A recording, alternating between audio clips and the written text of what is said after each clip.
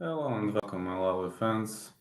I'm gonna tell you right now we are going to enjoy in this live discussion, and yeah, many last minute changes happened at this fight card. Just let me share this. I just need to share this on Discord. Give me a few seconds to share this on Discord and Twitter, and I will card. So I will grind through this fight card. Just 1 second. Okay. Yeah. Just give me a few seconds, please. Still getting into the spirit of things with this Discord, and still getting into the spirit of things with this Discord and everything that everything goes along with it. And yeah, I'm really hoping this fight card is gonna be nice. No, but last minute changes, I really don't want to see it. It kind of irritates me, and it really irritates me when I see the last minute change. But this is like a curse. This really is a curse to some point, and yeah, this really is like a curse. And also, I need to share this on Twitter. 1 second. 1 second, fellas. Okay.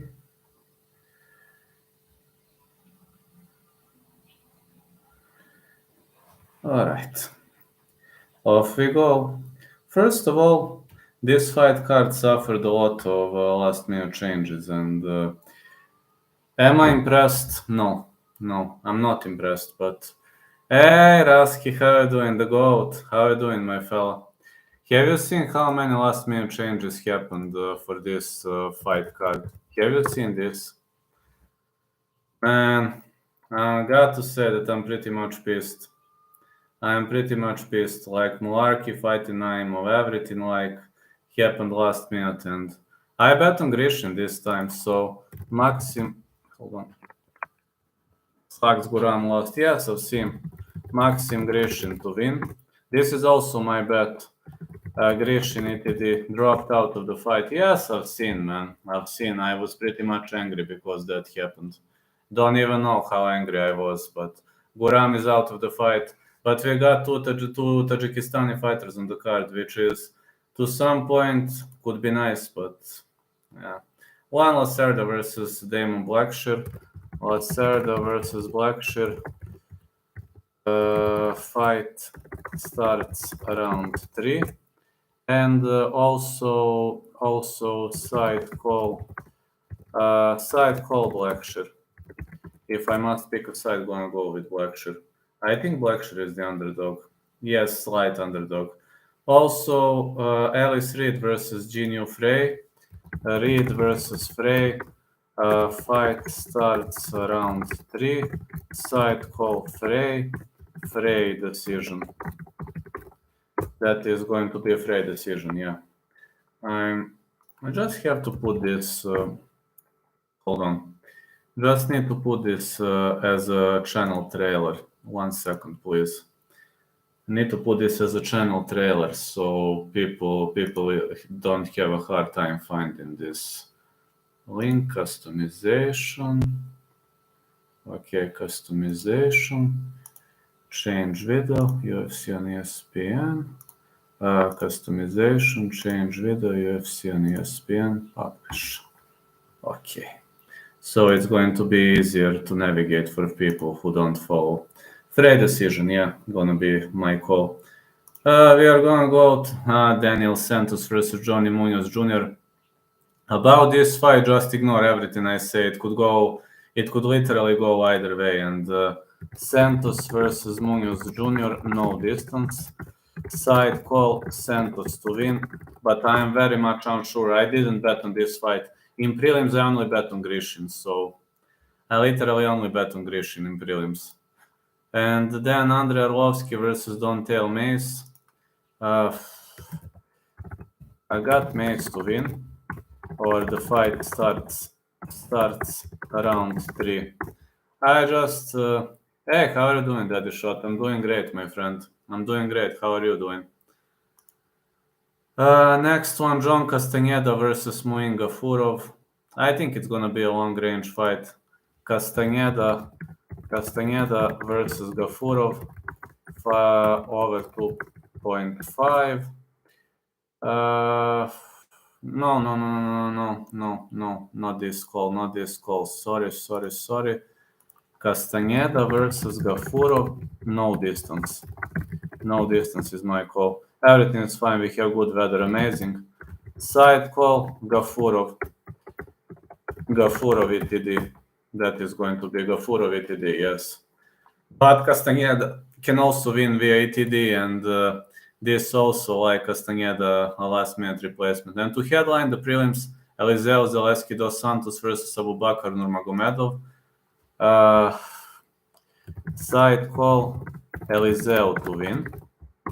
But I'm gonna go fight starts round 3.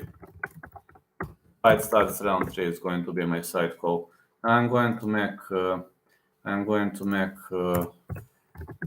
preliminary card until minute 7, main card until minute, alright, and then Chit Chat. Okay, so people have an easier way to navigate. I'm gonna tell you, I only bet on Maxim Grishin in the preliminary card. I only bet on Maxim Grishin, so no, don't have many bets on the preliminary card, but that's the way it goes, guys. I'm sorry, but that's the way it goes. Then the next one is going to be Jay Malarkey versus Muhammad Naimov. I'm gonna go Malarkey versus Naimov over 1.5. Side call Malarkey. I'm waiting for UFC. Me too. Side call gonna be Malarkey to win. Malarkey decision, I guess. But this is like a last-minute replacement, so anything can happen in this fight. My bookie didn't even offer this fight yet, so I couldn't bet on it. Karin Silva versus Ketlin Souza. Silva versus Souza. Fight starts round 3. And side call going to be... Now, people always ask me what pick a side, etc. I didn't even know that this fight was gonna get bumped to the main card, and side call gonna be Silva to win, potentially decision. Oh, thank you, man. I didn't know this fight was gonna get bumped to the main card, but Team Elliott versus Victor Altamirano. Elliott versus Altamirano. Fight starts round 3. Side call gonna be Altamirano decision, because you know what happened to Team Elliott and about Dina Mazangi's affair with Kevin Krum. So due to that kind of the affair, I would have to say that Team Elliott is going to be very angry, and this might actually affect his behavior in the fight, and that's what I believe is going to happen. Next fight, Jim Miller versus Jared Gordon. Side call Gordon to win. Miller versus Gordon, no distance. Then Alex Caceres versus Daniel Pineda, no distance. I've got Caceres KO or Pineda submission. Caceres pretty much scrappy fighter on the ground, but with Pineda you simply can't outpace Pineda. It's impossible. It's impossible to beat Pineda on the ground. Everybody knows that. It's not a rocket science. Pineda is just too skillful on the ground. Kara France versus Amir Albazi. Kara France versus Albazi over 2.5. Side call, Kara France to win. I believe Kara France outpaced Askarov, the best grappler in the division, and I do have a feeling he might do the same to his opponent. But this is a pick and fight for a reason. Albazi is better with grappling. Kara France stuffed all takedowns from Askarov, so I believe Albazi is not a better grappler than Askarov. I can't call Albazi a better grappler than Askarov, and I simply don't think this can come to fruition. Just to me, it sounds a bit unrealistic to me. No, it really much sounds a bit unrealistic to me. And tomorrow I'm having one great interview just to announce. I'm not gonna say the name of the fighter, but you will see.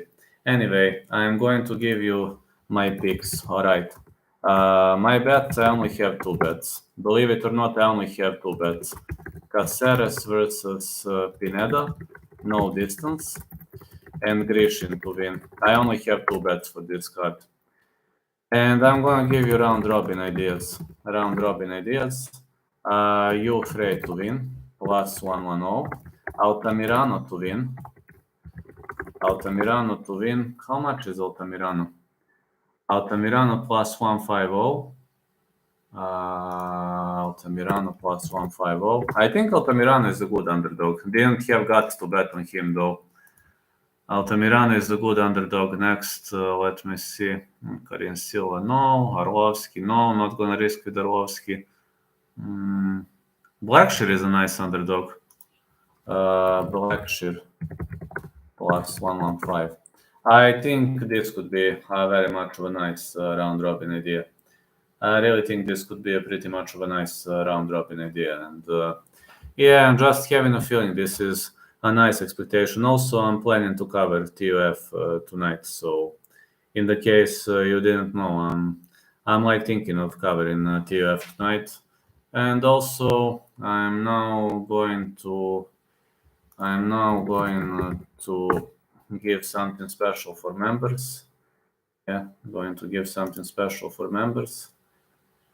Okay. Okay. This is a late fight night, a late fight card for the fans. This is a very much of a late fight card for European fans, but at the end of the day, that's the way it goes. I mean, we got to accept it, and we simply have to accept it. That's like the only way it can continue grinding. And yeah. Anyway, community. I need to post those picks. Malarkey versus Muhammad John Naimov versus Jamie Malaki. Okay. Okay, I'm writing for the members. Let me see.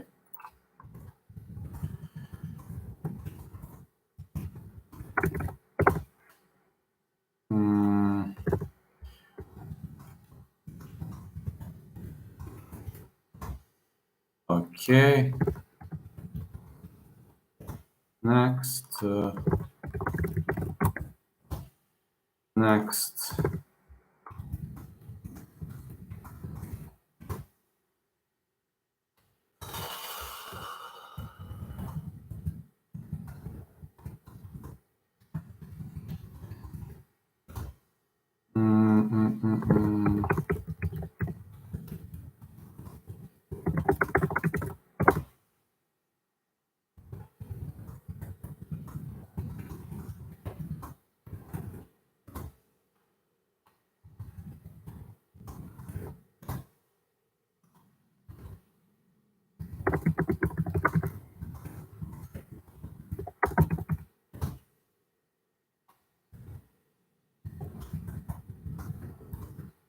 So many technical picks in this one.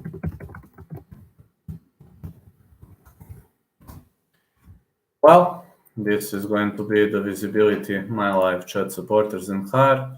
So anybody who's a member will be able to see this. Check my picks, predictions, and don't forget to vote, my lovely grinders and my lovely fellas. Don't forget to vote. Please, don't forget to vote, because your votes mean life to me, literally. Your votes mean a lot to me. And also like I'm giving full card predictions, so I guess I hope at least that you will be able to win some money, and I'm really praying that all of us win some money. That is the goal of these tutorials, and that is the goal of everything that happens. Everything that happens for a reason, fellas. And I believe we are going to win some money. We're going to grind hard. Does Sergey Pavlovich have heavyweight gold potential? Yes, absolutely, yes. Yes, this is a normal discussion, so please proceed now with questions. Please proceed. I want to chit chat now. For additional 45 minutes, I want to chit chat, then I'm going to wake up for TUF season. So please proceed. Yes, Sergey Pavlovich has heavyweight GOAT potential, absolutely. I definitely share. I'm not going to say I share your greed, I share your attitude with that aspect of the game. He definitely has it, yes. Yes, he definitely has it. Need to get a hold of a bit of water. There I am. Yes, I believe Sergey Pavlovich is gonna be a title. If he beats Jones, he can beat anybody. Yeah, I also think Gunn is his hardest fight because he's having a good score with wrestlers, and Pavlovich won't be afraid of John Jones. He is afraid of extremely technical fighters. Like Cyril Gunn is Mr. Technicality. If you're asking me, Cyril Gunn is Mr. Technicality. So I do have a feeling that Cyril Gunn is going to be his toughest test so far, yes. Stylistically, absolutely stylistically, MMA Rasky. Stylistically, that is going to be his toughest test so far. Yeah, I got to say this is going to be his toughest test, yes. I just got back from physical therapies, and tomorrow I'm having a very, very important interview, but I'm not going to tell fighter's name yet. People judge him too much for over him loss. Yes, but that happened like 5 years ago. But when you see which fighter is going to give me interview tomorrow, if it comes to fruition, I'm just saying if it comes to fruition, it's like 90% happening. But I just hope it will come to fruition officially.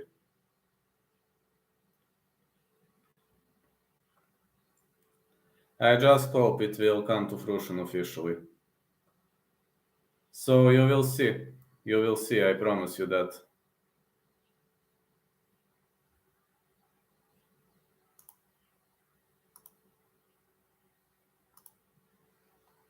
Tomorrow is going to be a great day. If that interview comes to fruition, I just hope it will, though. I really hope it will, because that interview would mean a lot to my haters, because they told me that guy will never give me interview. So he is fresh of a victory. That's as much as I can say. That guy is fresh of a knockout victory. So I'm so glad. I'm so glad he will be a guest of mine. Of course, if it comes to fruition. Yes, people judge him too much for over him loss. Definitely agree that people judge him too much for over him loss. Because, losing to Alistair Overeem is like anybody can lose to Alistair Overeem, because Overeem used to be in the best shape of his life. Pavlovich was making his debut. Maybe he was afraid of the debut. But after that, he stormed anybody. He literally destroyed every single opponent. So what can I think of somebody who demolishes every single opponent prior to and after that? It means that he has significantly improved. It means that he grew a lot after that.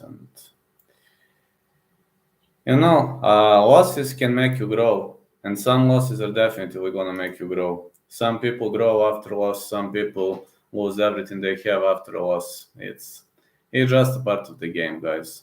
It's all a part of the game. You know that very well. But I believe Alistair Overeem smoked him out because it was Pavlovich's debut, and Pavlovich grew significantly after those losses. I think he is the fastest heavyweight puncher at the moment. He's extremely fast for a heavyweight puncher, a first round finisher, a first round stoppage specialist, and I do believe that we are going to see some nice performance here, especially in this fight. Compare Pavlovich, who fought over him, with the actual Pavlovich. It's like comparing Gunn, who fought Lewis, with Gunn, who fought Gunn. That's true, absolutely. Hello, face, how you doing? That is true, that is true. Like Pavlovich, who fought over him, maybe he was afraid, maybe he was ill. Like Pavlovich now is an improved version. And then Gunn, who fought Lewis, man, I just want to forget that fight. Believe me, that is the worst fight I have ever seen. What a disappointment. I'm doing good. Nothing much. I'm okay. Just got back of the physical therapy. Gonna stream for 1 hour, then I'm covering TUF later. I decided to cover TUF later, so yeah, I'm trying to grind it out. How's everything going with you guys? Yes, you are right. I believe Pavlovich has a very good potential to smoke out the rest of the division. I mean, Jones is the only guy to stop him, but Jones stopped Cyril Gane, but I believe Pavlovich has better TDD. I don't think Gane was expecting submissions on the end of John Jones. I mean, it was John Jones' heavyweight debut, and I didn't know how was Jones going to behave in his heavyweight debut. I really didn't know that, but maybe he was gonna behave well, maybe he was gonna behave horribly. Nobody knew that, but at the end of the day, what's next for Pavlovich? Ha! Man, I believe the winner of Jones versus Stipe, if that fight comes to fruition, if that fight doesn't come to fruition, that's a good question. Other fights make no sense for him. Is he willing to fight Gane? I don't think so. I don't think so. I don't think he will ever fight Cyril Gane. I don't think that fight with Cyril Gane makes much of a sense for him.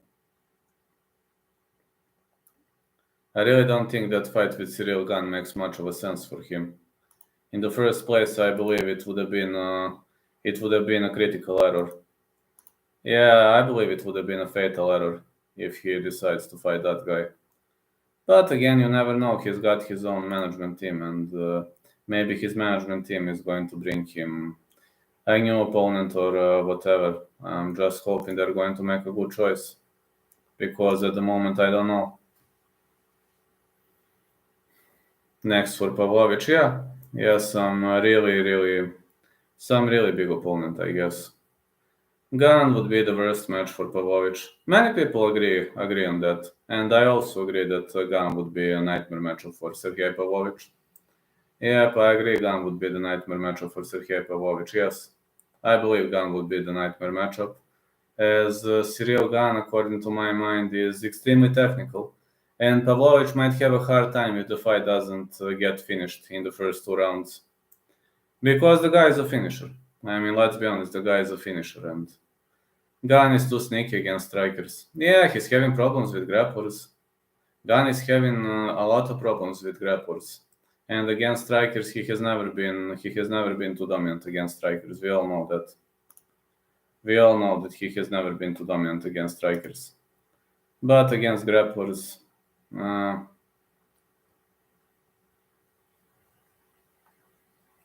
he was having pretty much of a hard. Any fights you excited in for the next fight night? Next fight night, you think the upcoming fight night or like the upcoming fight night? KKR France versus Amir Albazi makes me excited, but I only have bets on Caceres versus Pineda and Max Ingrishin Philip wins, so I will be closely looking for those fights. If you're asking me, I will be closely looking for those fights. But aside of those fights, it's not that I'm extremely excited for the upcoming fight card. Nah, it's not that I'm extremely excited. This fight card not bad, but it's not the best choice in the market, if you know what I mean. It's like, I see it as an average card. I'm excited for Benny Olives. You're asking me about the future cards. You're asking about the future cards. UFC 291, I'm extremely excited. Extremely excited for that upcoming card. That card is pretty much stacked. Benny Olives. Benny Olives, yes, but I believe it's going to be easy squeezy win for Benny. I believe it's going to be easy squeezy win for Benny. I just see it as an easy squeezy win for Benny. I don't even want to think whether Benny is going to win easily or not. I just see it as an easy squeezy win for Benny. So Benny all the way for me. Yeah, Benny all the way for me. Just an easy squeezy Benny's win.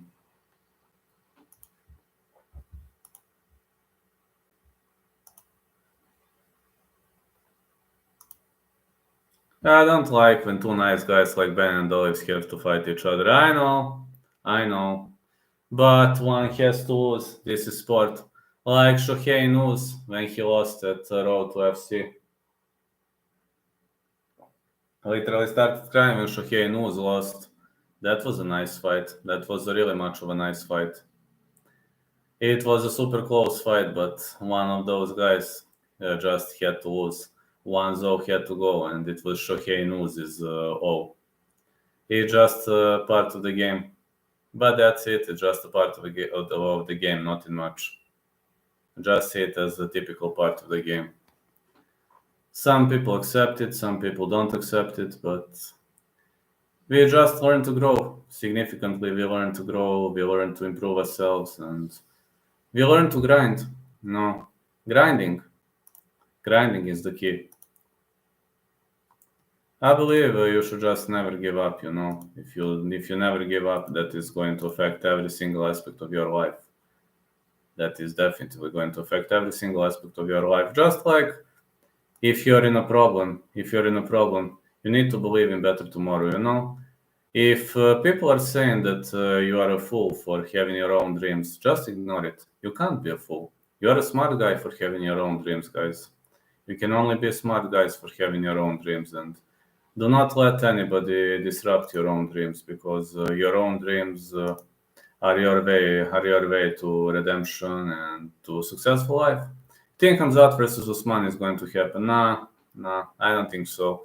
I don't see Hamzat dropping to 170. I think Hamzat is wasting his prime because of his stupid close ties with that hater Ramzan Kadyrov, with that guy who trashed Dana White on Twitter because Ankalaev won against against Jan Blachowicz. He asked them to overturn that decision.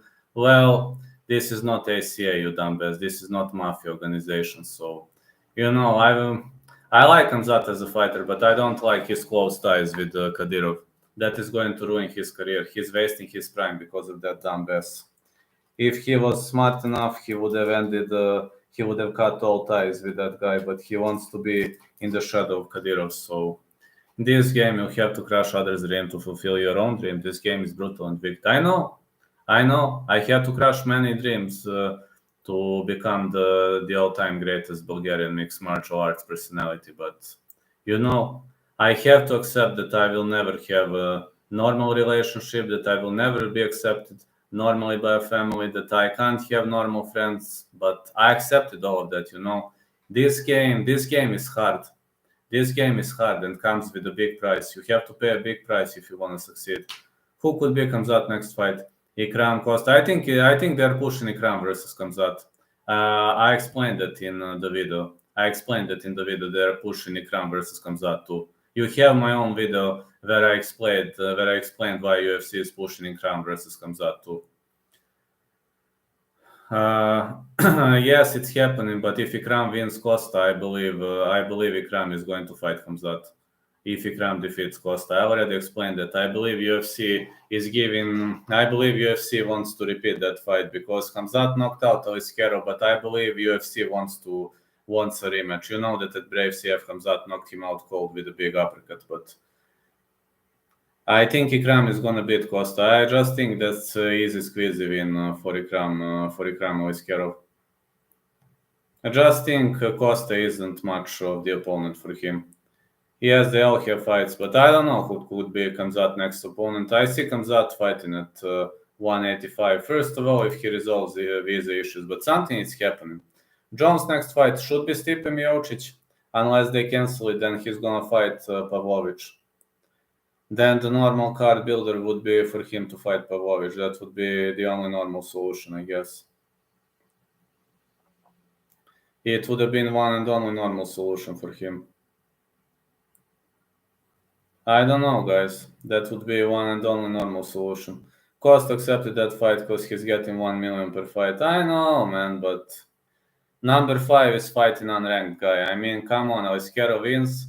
Hoops at the spot 5. Hamzat is number 4. At 170 in the UFC is making Hamzat versus Ikram too. I mean, way to go. Win-win situation. Thoughts on Conor acting weird before his fight? It's normal for Conor. Nothing can surprise me. I heard that he got arrested again. I mean, nothing can surprise me about that guy. With Conor McGregor, everything is possible. Just telling you, with Conor McGregor, everything is possible. Literally everything. Don't get shocked, don't get surprised anymore, because it's Conor. It's just Conor and nobody else.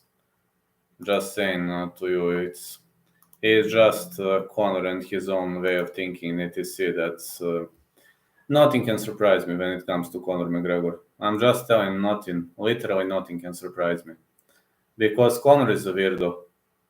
He's got all the money of this world, and is it over if Conor loses? It will never be over because Conor is a golden goose. it will never be over because Conor is bringing a lot of money to the community and he is a golden goose. But saw Conor interview yesterday. He looks like he aged 15 years in 3 years. Yes, I know, man. Life is passing him by, but he is way past his prime. But he will always be a personality to bring money. It will never be over for Conor. Conor is the guy to bring up the hype, Conor is the guy to hype up the fights. That's him. That's him. He will be hyping. He will always be a guy to hype up the fights. He will be a master of hyping up the fights. That's Conor. Will he continue fighting if he loses? I don't know. If they offer him enough money, probably yes. But I mean, Conor won everything he wanted: drinking whiskey, taking roids. The guy is drinking too much, I'm telling you. Think Khabib lost broke him inside. Well, did he really expect to defeat Khabib? I mean, let's be honest. I didn't think he was gonna defeat Khabib.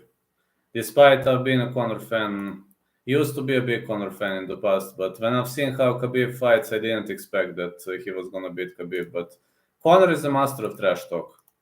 He really is a master of trash talk, and he really is a master of screwing people around, messing with their brains, with their minds. And that is Conor McGregor. Conor was born for that kind of publicity. And that kind of publicity is definitely going to bring him popularity. Conor went into cage like a sacrificial lamb. He did. He did. Exactly. He did it. He did it.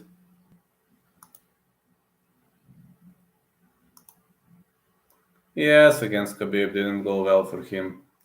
Got to say, it really didn't go well for him. So I'm just saying Conor made a big, big mistake for that. Like, he didn't take the preparation for that fight seriously. I'm just saying Khabib was just training. He was just like a machine. He was focused on that fight and nothing else. Conor was, I mean, he made pay-per-views. He was doing his job amazingly when it comes to pay-per-views, etc. Conor shouldn't have messed with Khabib. I'm just saying he didn't take that fight seriously. That was his problem. Conor sold tons of pay-per-views, and I'm grateful for that. I'm really grateful for that. And he brought popularity to the sport. I will always be grateful to him for that, but he didn't take Khabib fight seriously. No, that's a big mistake, especially when you're fighting a guy like Khabib. A guy who is determined to training sessions and who is ready to give his life to become the best. That was the problem with Conor. 145 Conor was a beast, 145 was his weight division. Conor back then at 145 was a killer. Yes, he looked like a zombie, I know, but man, he knocked out everybody at 145, even the best guys. Even the best guys were smoked. When he transitioned to 155, it wasn't him anymore, when he started fighting for money, etc. That wasn't him anymore. But I understand the cut to 145 was brutally hard. I understand that. I'm telling you guys, this game is extremely hard. For example, you've seen I'm gonna tell you one thing in this game. When I broke my leg, literally nobody knew me, only fans knew me. So when I broke my tendon, when my tendon exploded, people forget about you, but my fans have never forgotten me. And like that's the obstacle with people. That these are like the problems with people. They are going to remember you as long as you need them in my state. But my fans, every single day I was getting messages like, how's recovery doing, when are you going to remove off the cast, etc. And it really means a lot to me, because it just shows that I have the best fans all around the globe. When people start trashing my fans, I always say, listen, Guru helped you in your time of need. Oh man, Guru, helped me 3 times, man, not only once, 3 times, 3 times. I was at the physical therapy number 17 today. 3 more left. All 20 therapies are paid thanks to Guru's money. Believe it or not, I was thinking 10 therapies was gonna get paid. You'll take a bullet for Guru. Yes. Yes. Definitely. If I have to take a bullet for Guru, yes. 3 bullets. Well, I owe him 3. In Bulgaria, that's how we believe. In Bulgaria, that is how we believe, when somebody helps you, when you're in the greatest problem of your life, you owe him. And I owe him not once, not twice, 3 times. I will never be able to pay back to Guru. But I know he will never ask for that. Guru is just, he's a humble guy. I mean, Guru is acting that kind of personality, which is okay. That brought him world-class fame, glory, etc. But I will never be able to pay back to Guru. And I know I will never be able to pay back to Guru, but I'm grateful to him. Yeah, 3 shots, man. If you need to shoot at Guru, shoot at me first. That is okay. 3 shots, I guess.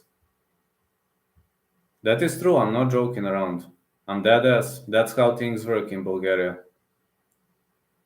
Like, people are going to say that I live according to mafia's law, but that's the way it is here.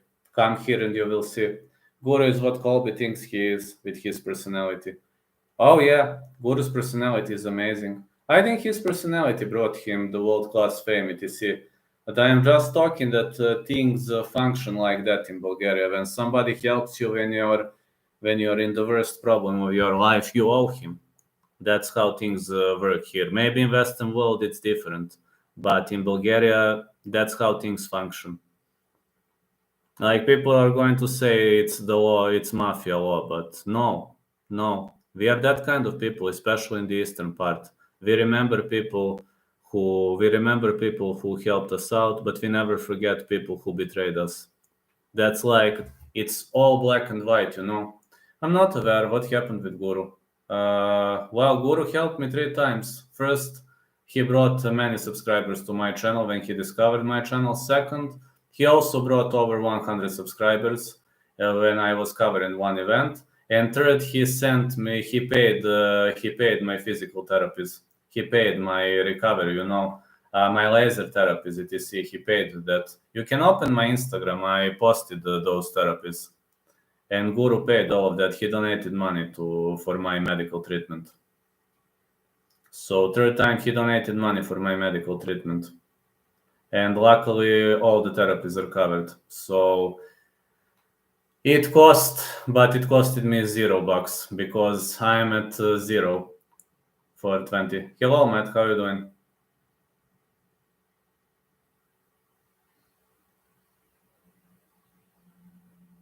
I mean, maybe in Western world you have different rules. I don't know, but things work like this in Bulgaria.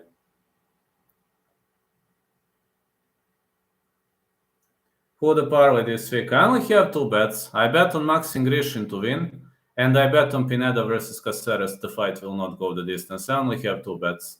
Unfortunately, Guru's money covered all the expenses. Yes, 20 physical therapies are covered. I don't know, maybe doctor is going to give me additional 10, but it's not like I can pay additional 10 if needed. I will know the answer to that question on Friday because the doctor has to inspect me on Friday. And on Friday, they will say whether I need additional 10 or not. But doctor is saying like 50-50. So I can't say that, I can't say that I will need it 100% because they were inspecting me today and some tests are still, they are undecisive about some tests. So I guess I will know the answer to that question on Friday. But yeah, Guru's money covered all the expenses.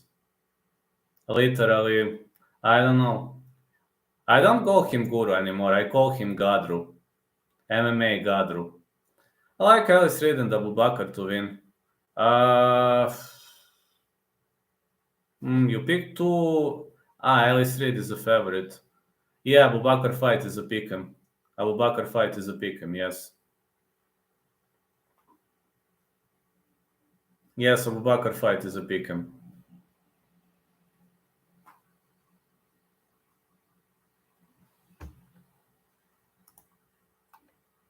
Yes, you are right. Abu Bakr's fight is a pick'em. But good luck, man. You were the only guy who picked Grasso via submission, so you definitely know what you're doing, Matty. You definitely know what you're doing. That guy knows what he's doing. He's the only guy who played Alexa Grasso via submission. And to be honest, to pick Grasso, I could have accepted that. But Grasso via submission, I was like, what is this guy picking? And this crazy guy actually hit Grasso submission, plus 2,000. Congrats, man. I believe you were the only guy in this chat who played Grasso via submission. I still remember to that day, like, didn't know what to say, man. I don't know how you caught Grasso submission. Either you're just over-intelligent, extremely intelligent, or... But it was a pick of an extremely intelligent man. Because... Kara France to win. Yes, I like Kara France to win. Yes, I like Kara France to win. Or I like over 2.5 on that round. I don't know. Matt is the only guy who played Alexa Grasso to win via submission. Will DDP beat the Reaper? I hope so. But hardly, Josh. Very hardly, because I believe the Reaper is the worst possible matchup for him. I believe the Reaper is the worst possible matchup for him. You picked Modestas to beat Tyson Pedro. I was wrong on that. Yeah, but quote on Modestas was plus 240, and your quote, your line was plus 2,000. My line was plus 240. Hey, Josh, I owe you Josh Arahon impression. So everybody, we have Josh Arahon impression right now. Now look at this. Robert Sela is the damn best chat member. Nice. Do you like it, Josh? Josh Arahon impression. Robert Sela is the damn best chat member. Do you remember when you were trolling Robert Sela? Yes. Or we can do like this. Hold on. Robert Sela is the damn best chat member. Yes, we have Josh Arahon impression. I remember when you were trolling Robert Sela. It was so funny. Nice. Yeah, but my greatest line I hit was plus 240. Your greatest line was plus 2,000, man. Congrats on that.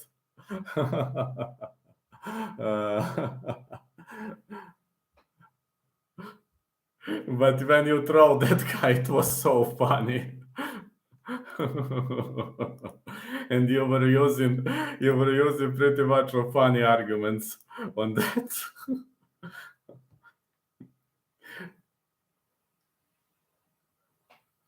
But I'm glad you enjoyed that impression, Josh.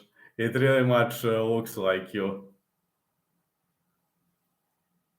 Well, you deserved it. You're pound for pound number one in this chat. That's the least I can do. I can say, Josh Arahon, pound for pound, number one. I still have Whittaker to win DDP, Josh, but I believe in miracles. I would like to see Adesanya versus DDP first ever UFC Africa. That would be a heck of a main event for UFC Africa. Imagine that, and there are many African fighters. You could put many African fighters on the card. That would be amazing. That would really be amazing. I think that would be epic, to create like the first ever card. Maybe Nigeria or South Africa, but more likely in South Africa. More likely it would have been in South Africa. Bro, when Grasso had no subs in the UFC, I took her round 1 TKO against Calderwood plus 3,000. She got her first sub. Oh, you took plus 3,000.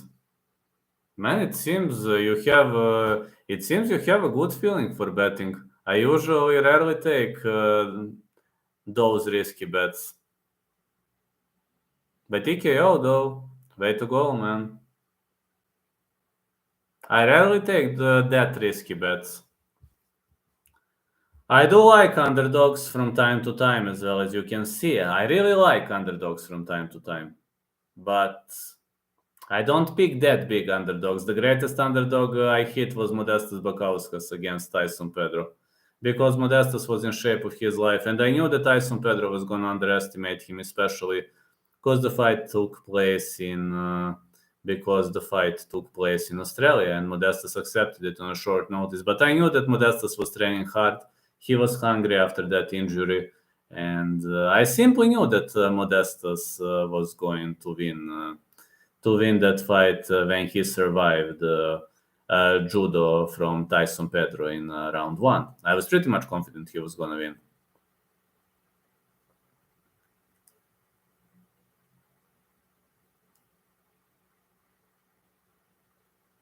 I pretty much knew he was going to win that one, yeah? Yeah, I was pretty much confident in that. Do you think Dakaus has a chance with round 3? It depends. Can he drag the fight to the ground? I believe if the fight remains standing, that round 3 is going to smoke him out. But if the fight gets dragged to the ground, I don't see Khalil round 3 as a very scrappy fighter. He is more of a multi, He is very dominant in the stand-up, but outside of stand-up, I don't see Khalil round 3 as a good fighter. I don't see him as a good fighter on the ground. I see him as a stand-up god, though. He knocked out Gokhan Saki, man. Do you know how tough you have to be to knock out Gokhan Saki? Robert No Brain Sella is his name for a reason. Robert Sella is the dumbest chat member, says Josh. Robert No Brain Sella. But okay, now we also have Josh Arachon impression. You can post it on your Instagram, Josh. Now you can post it on your Instagram and dick that you have your own impression by your favorite YouTuber. You deserved it.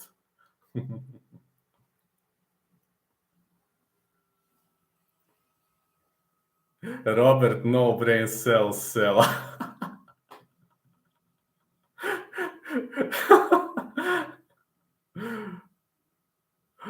Gokhan Saki was a one-dimensional fighter who wasn't an elite MMA fighter, unfortunately. Yeah, he was an elite-level kickboxer, but he knocked out Luis Enrique da Silva, and people were thinking that after that knockout he was going to go far in the UFC. Unfortunately, it didn't come to fruition after he got smoked out by Khalil Roundtree. Really much didn't go well, though.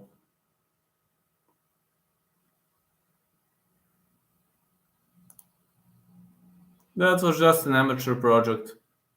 I mean, he didn't have that bad grappling, but he was not destined to reach far. He was definitely not destined to reach far. I can guarantee you that. Nah.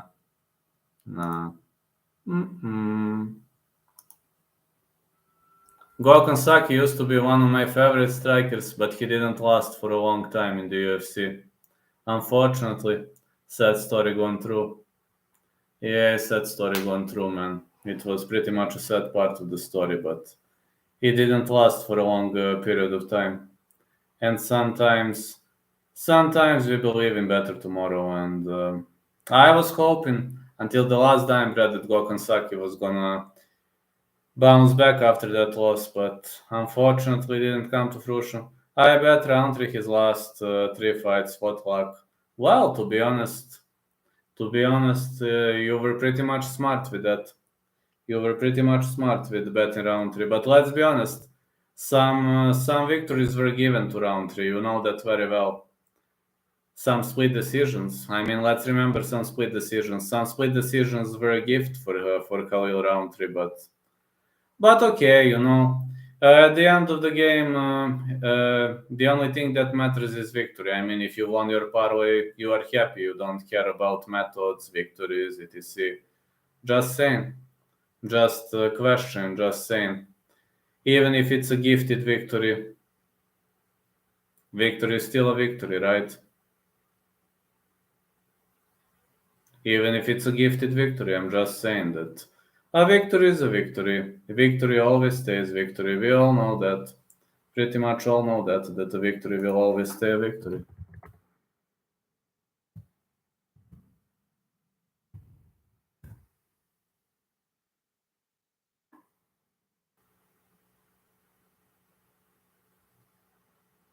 For me, at least, a victory will always stay a victory. No matter how you win, the only thing that matters is a win, I guess. A win matters.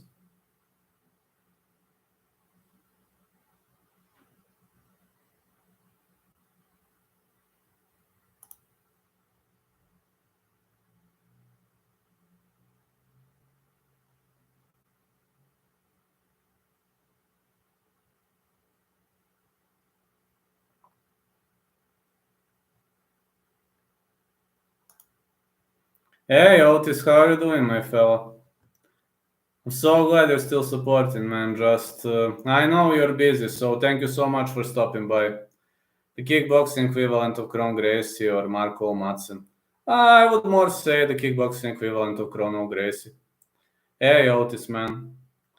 I hope your preps are doing well. I know you're still supporting my channel, but MMA run, MMA career is hard, and I'm aware of that. I'm aware that MMA career is very hard, so I'm hoping that you are going to achieve what you imagined. I'm really much hoping. How is Alexander Rakic received in Serbia? Very well, very well. Serbia is pretty much supporting Alexander Rakic, just like all other Balkan states.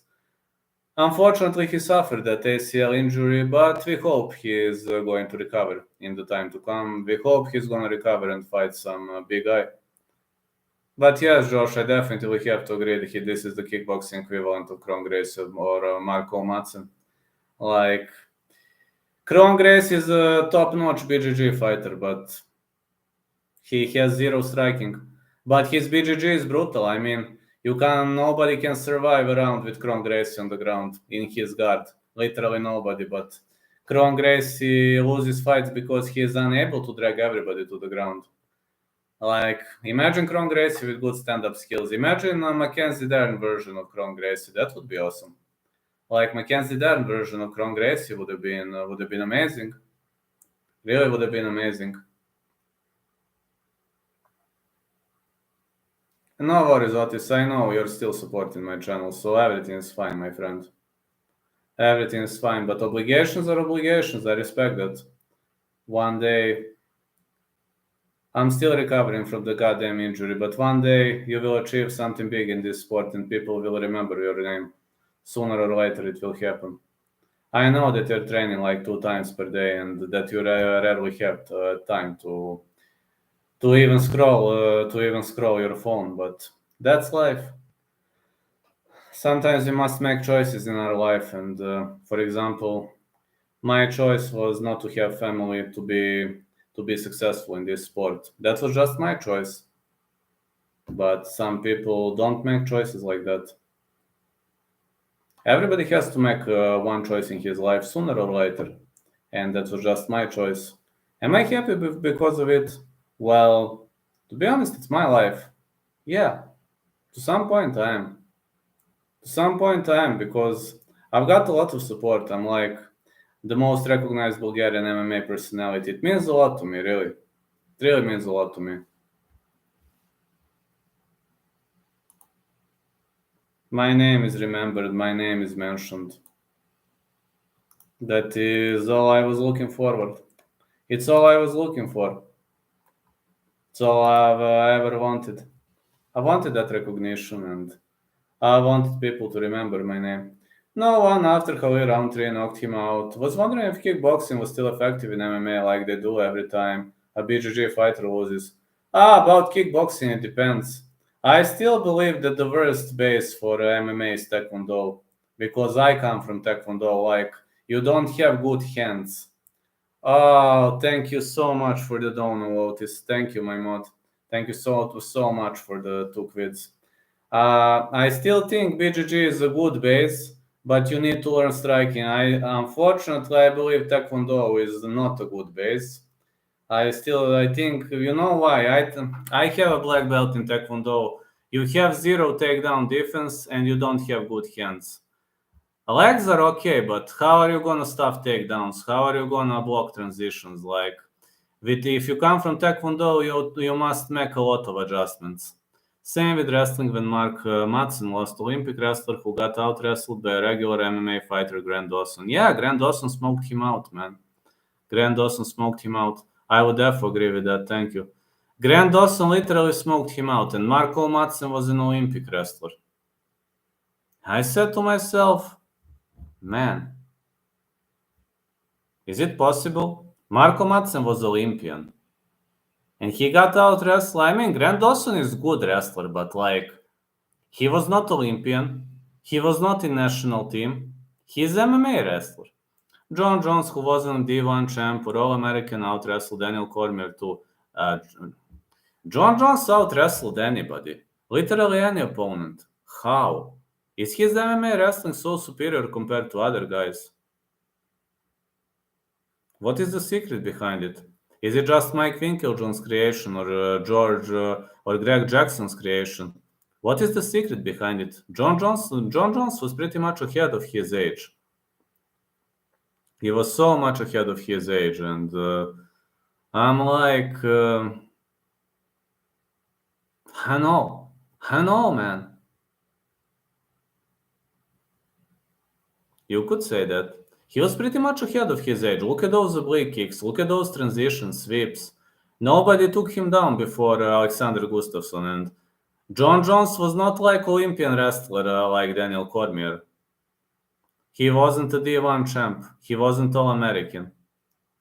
That's why I hate when a jiu-jitsu fighter loses. Everyone posts videos about how bad BJJ is, but it's how they use it in MMA versus the art itself. It depends on the fighter.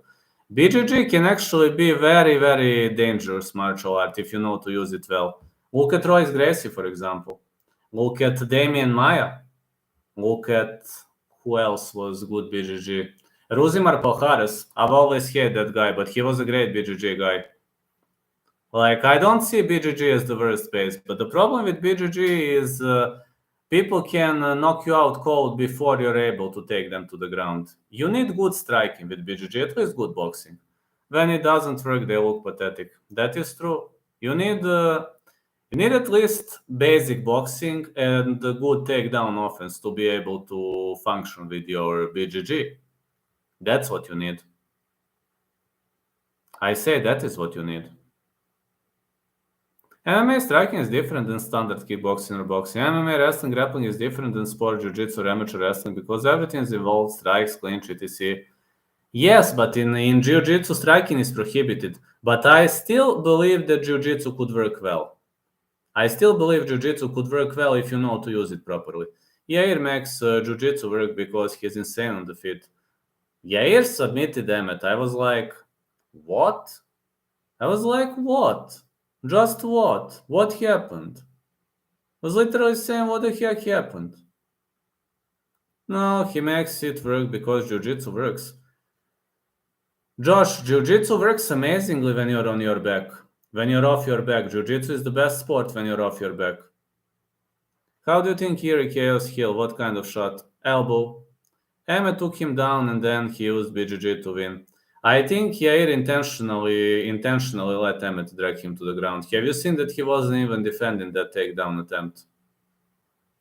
I think Yair did it on purpose because he knew that Emmett didn't have a good triangle choke defense, and Yair has very good BJJ according to my knowledge. BJJ works in any position, but you need striking and wrestling to set it up. You can't be a UFC level fighter without any of it. That is true. Yeah, Gunnar Nelson submitted Brian Barberenia. He submitted Brian Barberenia via mounted armbar.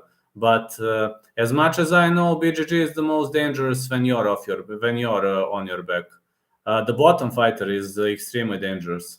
In BJJ, like the bottom fighter is extremely dangerous. Look at Ryan Hall and Topuria. He have both arts. You can knock the jiu-jitsu only guy out easy. I've seen, but Ryan Hall is incomplete. He's constantly Manari rolling, and I don't like Ryan Hall, honestly. Don't like that type of a fighter. The functional BJJ, for example, was Damian Maia to me. The functional BJJ was Daniel Pineda. The functional BJJ was Royce Gracie. Who else was having very good BJJ? Can't remember now, but there were many guys with excellent BJJ. Ilya is a complete fighter who is a total beast. But there were many fighters with amazing BJJ. Oliveira. Hello, Warlord. How are you doing, my fella? Uh, yeah, Otis, we have a new mod. This is also MMA Warlord. Great guy. Not your mate, Cyrus is speaking nonsense. Haha, Josh is here. Oliveira has a great BJJ. Sean Brady, one arm guillotines was talented. Yeah, also, how's the guy's name? The guy who finished Randy Costa with no hooks, rear naked choke. Who was that guy who finished Randy Costa with no hooks, rear naked choke? Do you remember that guy's name? Guido Canetti. Ninja. Yes, Ninja Canetti. JDM, fine. Jacare finished Chris Camozzi with arm triangle. True. Oh, when we're already talking that Andre Muniz finished Jacare Souza, that was a massive surprise. And then Brandon Allen smoked out Andre Muniz via submission. I was like, what the heck, man? I was really like, what the heck? Got smoked out. Andre Muniz, man, by Brandon Allen. I was like, what the heck, man? No, Jiu-Jitsu on its own is the most useless art. Most pathetic MMA fighters like Ryan Hall, Kron Gracie, says Cyrus. I'm just saying, guys, have you seen that how Brandon Allen finished? How? Just how? It's with a crazy armbar. If Jacare was old in that fight. Saddest was when Kevin Holland knocked him. Hey, Kevin Holland has good Darce strokes. Yeah, Kevin Holland also has good jiu-jitsu. I'm talking about MMA jiu-jitsu. Yeah, I completely forgot that guy, Kevin Holland. That guy, Kevin Holland, is a great beast. Really much of a great beast. He accepts every single fight. He also stood and banged with Wonderboy Thompson. I was like, man, are you crazy? You're standing and banging with Wonderboy Thompson. You know you're going to lose that fight. I was fighting for the crowd, says Kevin Holland. I'm like, are you fucking joking? You broke your hand because of the crowd? Yes. Buckley versus Michel Pereira. Fight will not go the distance, but I think Buckley is a different juice at 170, fellas. I believe Buckley is definitely a different juice at 170, so we might expect a big knockout coming. But Buckley is looking so small, man. Ben Davis looked amazing in his Fury grappling match. Yeah, I've seen that. Guys, about Buckley,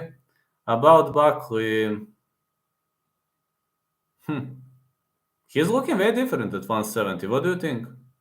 He's so skinny, man. He's so small. Know how to strike in MMA. Jiu-Jitsu can only work if you're decent in the feet. Can hurt people like Oliveira, Yair, Topuria. Yeah, but Topuria doesn't use much of a Jiu-Jitsu. Topuria is an all-arounder. He can fight anywhere, but I've never seen Topuria like using too much of Jiu-Jitsu.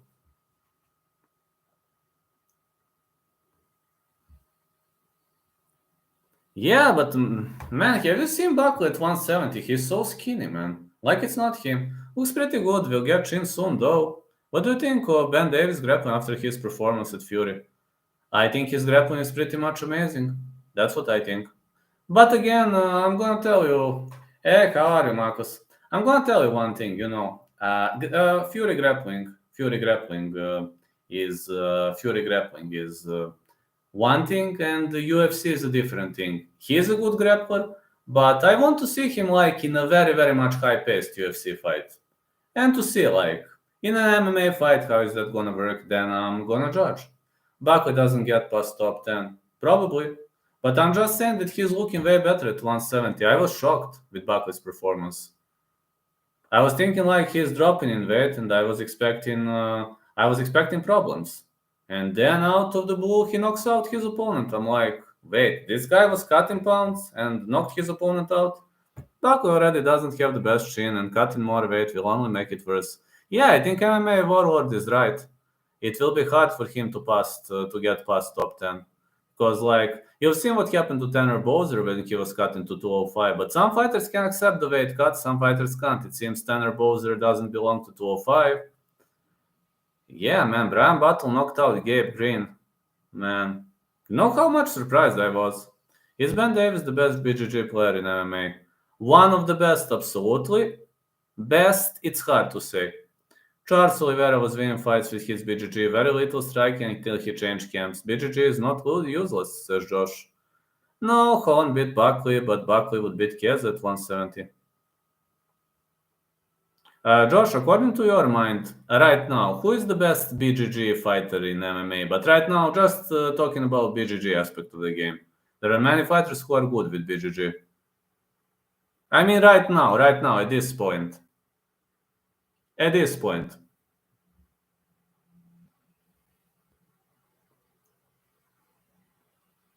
For me, Ryan Hall is incomplete fighter. You can't only BJJ in MMA. That's not gonna work. You can be the best BJJ if people keep the fight standing. Night night.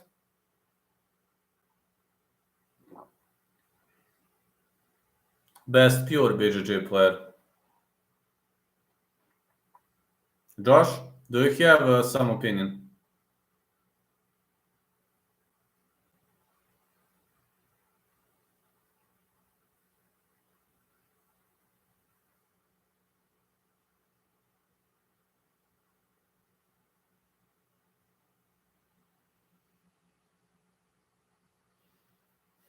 Right now, everybody learns everything. We are into the era of total MMA.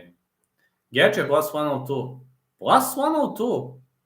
Take that line, man. I didn't know he's the underdog. We're talking grappling credentials outside the UFC, maybe Mackenzie Dern or Rodolfo Vieira.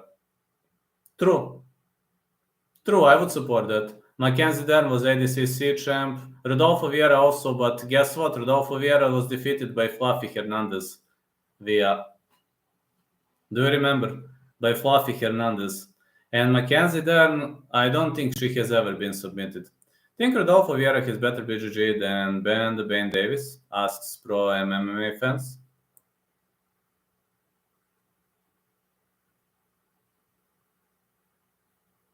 I'm just saying, I was extremely surprised when Rodolfo Vieira was finished, no, by Fluffy Hernandez. I agree to a certain extent, well-rounded fighters everywhere, but still some weak strikers, some weak wrestlers sprinkled around. But today, everybody learns everything. If you suck at wrestling, for example, you're going to get out-wrestled, you're going to get dragged to the ground, you're going to get battered.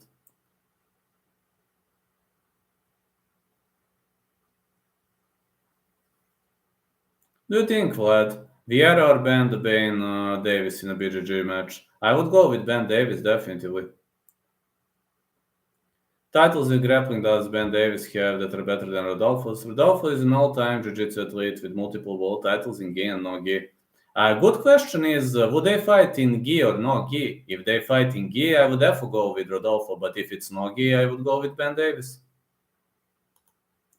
Just saying.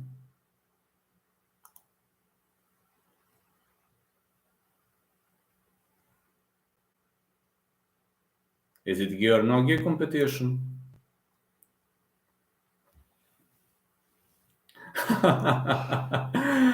Josh Arachon, pound for pound, number one. Now we've got another Josh Arachon impression. Robert Sella is the dumbest chat member! But believe me, this is why Josh is pound for pound number one in this chat.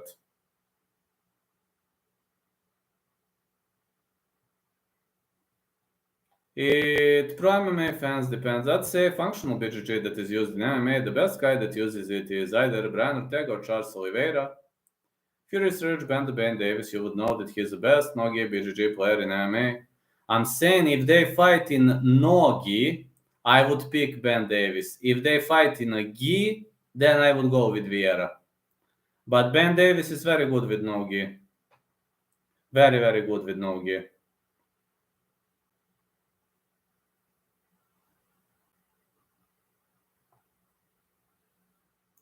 I will be live for 5 more minutes because I need to hit the hay because of the Ultimate Fighter.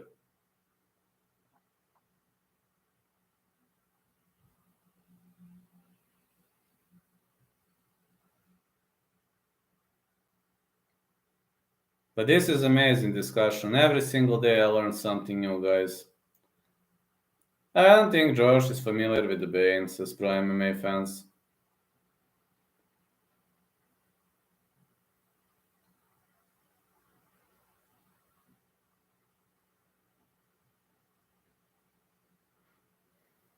Ben is not better than Gary Tonon.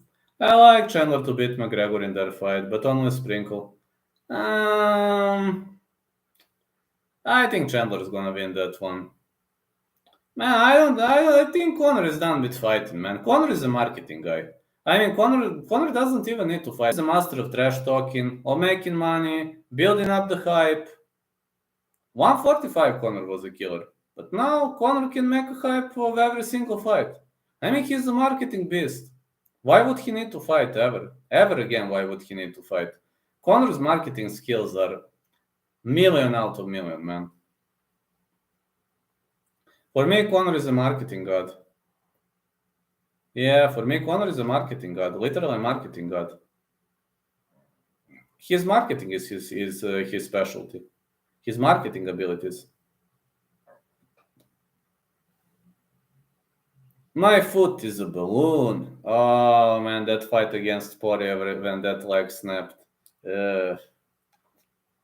Ouch. Ooh, man. It was so painful to watch. It was so disgusting to watch to me when his leg exploded. When his ankle was like,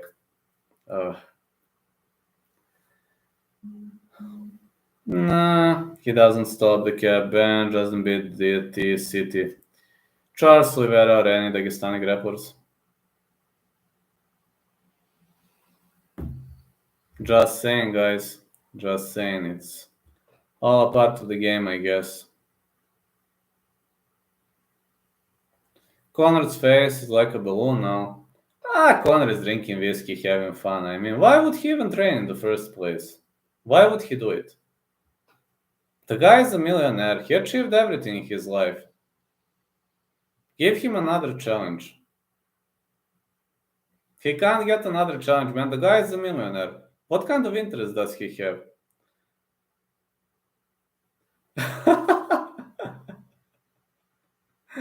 Here comes Josh Arahon, pound for pound, number one. The funniest guy in the chat.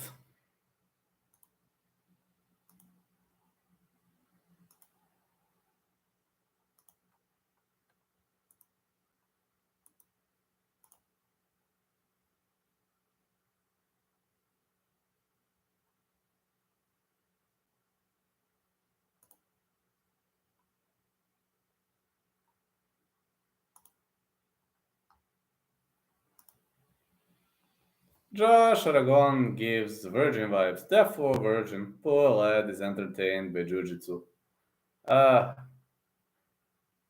master of the rolling and pound for pound number one in the chat.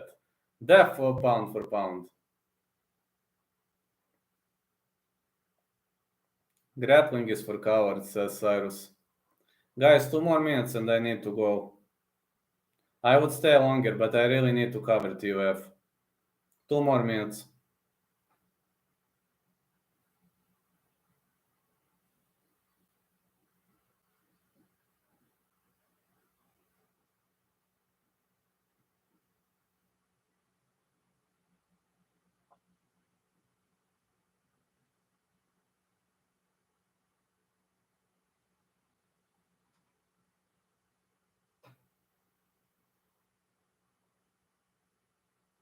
Good chatting. Amazing. Amazing. When Josh Arahon is in the chat, it can't be boring. Believe me. It can't be boring. Media day tomorrow, yeah. Peace out, guys. Anyway, thank you so much for this. I need to cover TUF. I made an agreement with my sponsor. Getting owned by someone every time I see him in the chat. Therefore, not pound for pound. Okay. All right, guys. I need to go now. Thank you so much for this chat, and I have an agreement with my sponsor. It's like 4:15 a.m. my time, so I need to hit the hay. I need to get some sleep. So I activated the alarm at 4 a.m. So I will probably go live if there is electricity, of course. So have a great day, everyone. Can be boring or no when Josh is on? It can never be boring when Josh is on. Let's go. Night, night, guys. Catch ya, I hope, later. Never can be boring when Josh is on.